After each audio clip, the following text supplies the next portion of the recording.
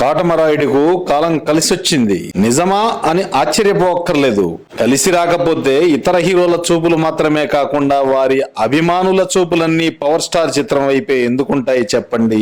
ఓ సినిమాకి ఇంత అటెన్షన్ ఉంది అంటే ఆ సినిమా పాజిటివ్ వైబ్రేషన్స్ వైపే పయనిస్తోంది.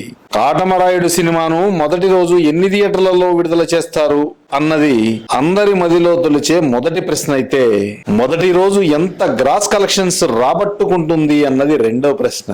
మా మెగా చిత్రం 54 రోజుల గ్రాస్ కలెక్షన్స్ 164 కోట్లు అని గతంలో పేపర్ ద్వారా ఓ టార్గెట్ ను అందరి హీరోల ముందుంచారు. ఈ టార్గెట్ ను ఫిక్స్ చేసిన తర్వాత వచ్చే మొట్టమొదటి పెద్ద సినిమా కాటమరాయుడే.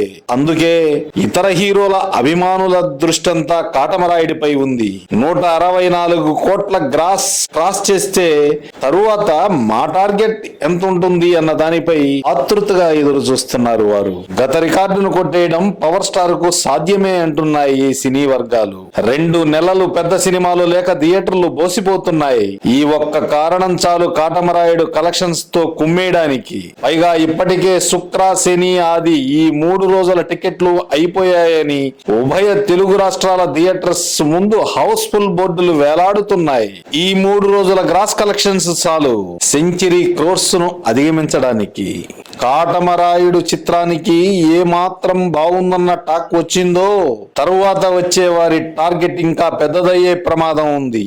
అందుకే అందరి అభిమానుల చూపు పవర్ స్టార్ కాటమరాయుడి వైపే ఉంది.